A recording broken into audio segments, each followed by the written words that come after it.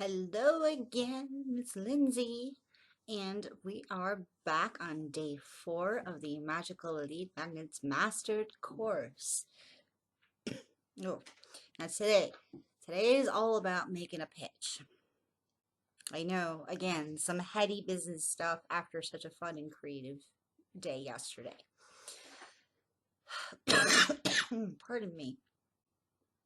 Oh, this is filmed the same day as day 2 where I had to drag the big tree that had our halogen light in our driveway off the driveway with the car. So I'm still like, oh, didn't need that today, but okay. We dealt with it. We got it done. We're going to get this done too.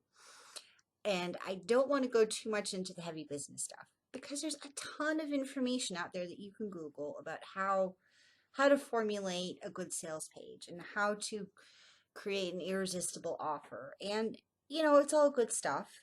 It is. I mean, but again, it's a tool. It is just a tool. What sells people is going to be what they resonate with you on, or what level they're resonating with you on. And to do that, you need the shine. You need the shine to come through. It's not just about using the formulas. The formulas are guidelines. They're there to help you to remember to get vulnerable, to remember to offer details, specific details, to remember to do this, that, and the other thing.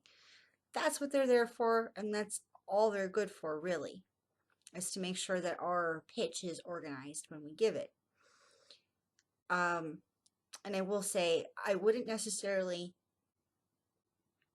say that offering a written pitch is a bad thing, like at the end of your ebook or something like that, if that's what you're actually going to offer, if that is really the best and most fun and most high vibe format you're going to offer your solution in. You have to play with your edges on this. If you want something that's going to have a bigger energy and a bigger impact, it might be better to be more personal, like you're sitting here having coffee with me at my dining room table.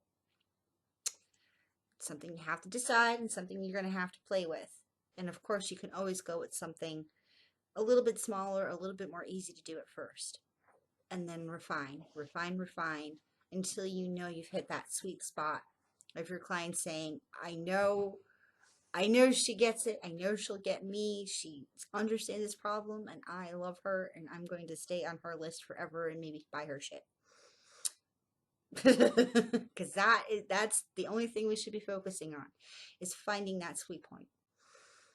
And so a pitch doesn't have to be uncomfortable. A pitch is just you offering your service.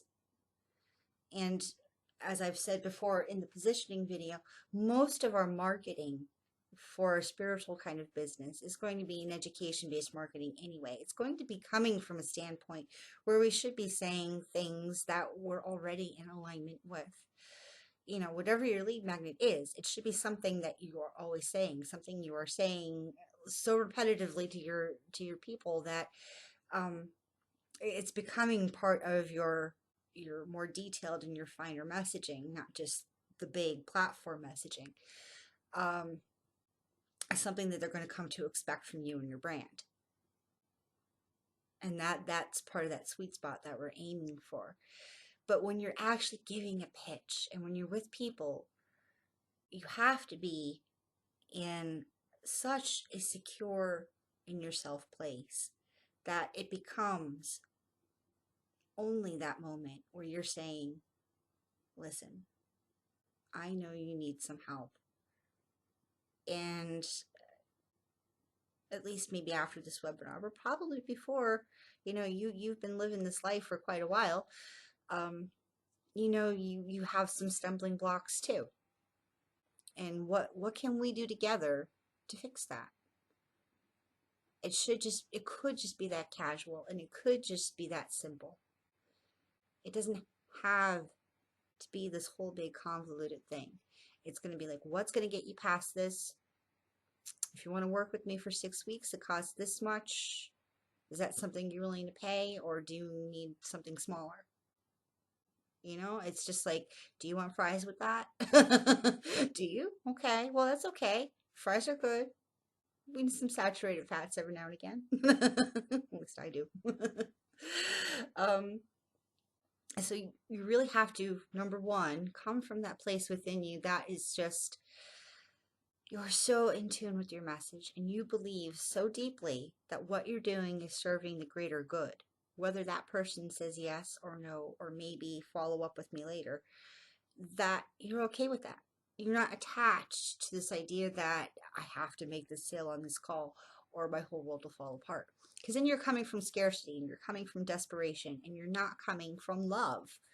Because love is always going to up your vibe. You have to be so centered in that love where it's just like, hey, I've got a cool offer. And I'm sure there are other people who've got cool offers out there too. But you're here with me now. Do we resonate? Do you think I can help you? Or how can I help you find somebody who can help you? We're just offering service. It doesn't have to be all about the money thing. It doesn't have to be all about the am I good enough thing. Because in the end, and I might have said this before, I haven't recorded all the videos yet. In the end, we're not selling people a product and we're not selling people a thing necessarily. We're selling people a feeling and we're selling people space so that they can shift. We're either selling them what they really want to feel. So that's like that whole Pleasure Island concept. There's boat language and there's Pleasure Island and there's Pain Island. And we have to, go to the island and see what people are doing on their Pain Island at the beginning of their journey. Sell them a ticket on the boat and take them to Pleasure Island, where they want to go, their dream. That Pleasure Island is what we're actually going to sell them. We sell them the destination. We don't sell them the boat. We don't sell them the session or the package. We're selling them on the result. And if they can see that you understand their problem and that you understand where they want to go, you've already made half the sale right there. The last half is just saying, I have the convenient way for you to work with me. And that's all your package is. Not your packaging necessarily, but all the physical package that you're offering them, the group of sessions, the group of readings. It's all it is just a convenient way, a way that's geared toward their problem for them to work with you. That's all we're doing here. And if you're not getting hits on a particular package, you work on your positioning more. You fine-tune your title. You fine-tune the positioning of the whole thing. And there are some things we do have to watch out for when we're making a pitch and in our positioning. So we're talking a little bit about the actual package, the actual sales talk, and the actual positioning of what you're doing here. So I do have some points I just want to offer some very intuitive and sensitive people about making a high vibe pitch, about coming from a place that is personal and vulnerable and very connecting, because we're selling that connection. I understand and I can help. Okay, so you want to make sure that you are going for the easy yes. I know we talked about the easy yes, but I want you to double check. Is this an easy yes? Is this something somebody can just sign up for? If it's a price thing, you either have to change your positioning at the beginning of your sales funnel, the beginning of your sales conversation, your lead magnets and whatnot, to attract a higher end client. So that way it does become an easy yes. Okay, so we don't want to be making the harder sale. We don't want to be making an all-encompassing endpoint sale in our lead magnet. We want to make sure it's something quick and easy, perhaps a low-cost investment. Say, here's an intro offer, maybe only 15 or 30 minutes, like a breakthrough session. And if they want to extend that, then when they're on the phone with you to a full session, you can do that. There's lots of different ways to work this. So throw your ideas out there in the group and we'll see what seems to work best and what's going to be most efficient for your business to help do your service while also getting the money to support yourself. Because there shouldn't be a compromise. There's no need for there to be a compromise. There really isn't. if people say you shouldn't be making money and you can't get rich from doing this, well, I don't know if you can get rich or not. Right now for me, this is just what I love to do, and I'm making money from it. Over time, I'm sure I'm going to up level my business, so that way I have to do less work for more money. But everybody does that. Everybody does that. You get promotions at work. You seek new jobs. You seek something that is more suited to where you're at. And that's all we're doing. And there's no selling out in that. And there is no, then that makes you less spiritual. It actually makes you more spiritual because you're tapping into your ability to co-create your life. And to do that, you have to be tuned to who you are and what you stand for and what you do in this world. Okay, so we're going on to a new point.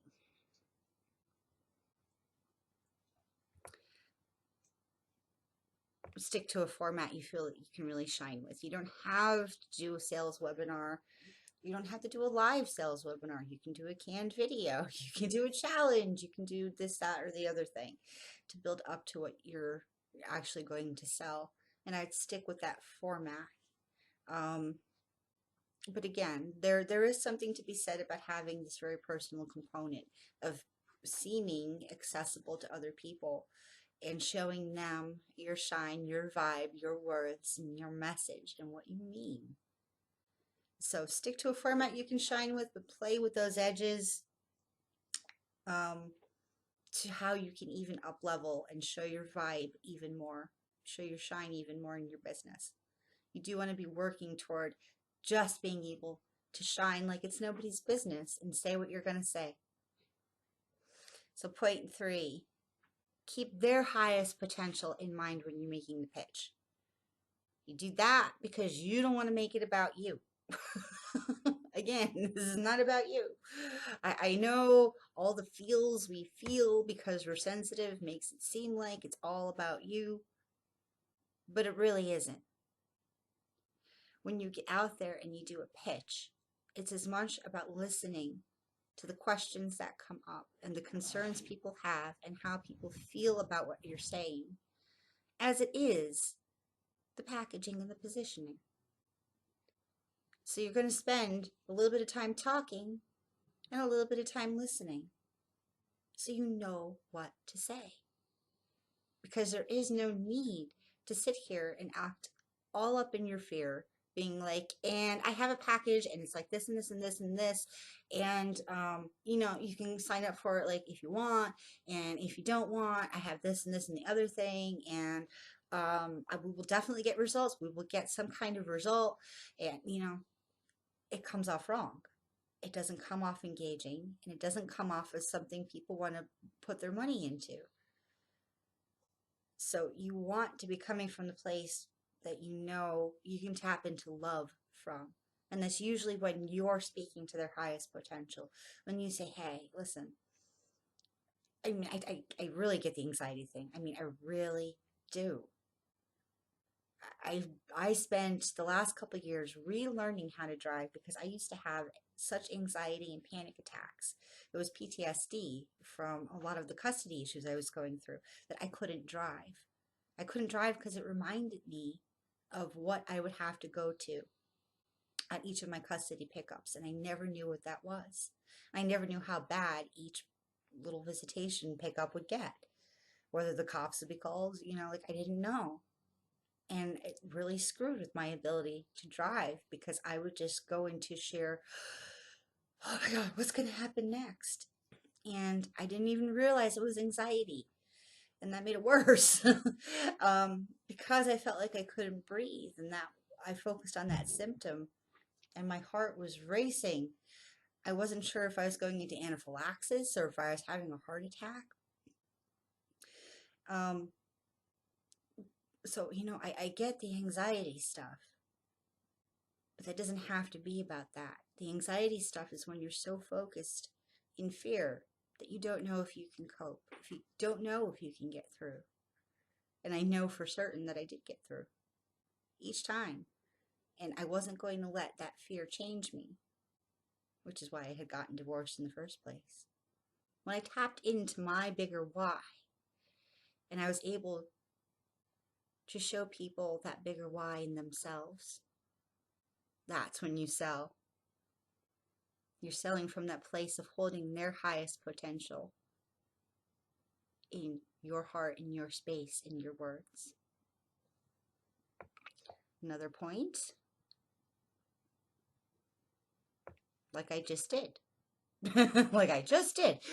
Tell them a story. Tell them a story that shows them how you are just like them. And that doesn't mean highlight your achievements. And it doesn't mean show them every single little pain. Because they're probably sensitive too. So either they're going to sense that you're putting on a mask, or they're going to sense your pain and get like totally in anxiety with you. You want to find that nice balance of moving forward, of how you were moving forward and what the real cost was in your life. Because once they see, they might be able to then see how, what the real cost is for them. It might be better illustrated in your personal story.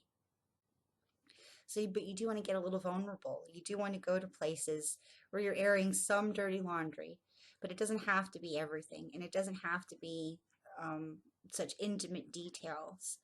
Like I didn't tell you what happened for my custody stuff. I didn't tell you my ex-husband's name. I didn't tell you how it got that way. All I was telling you was my experience of it.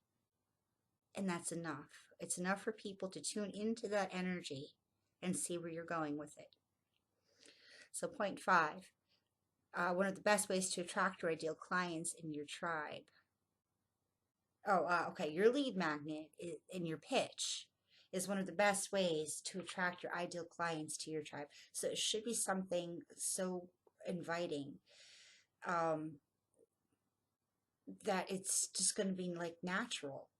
Like, let's go have coffee sometime about that. You know, like, can I meet you at the bookstore? Like, just that easy.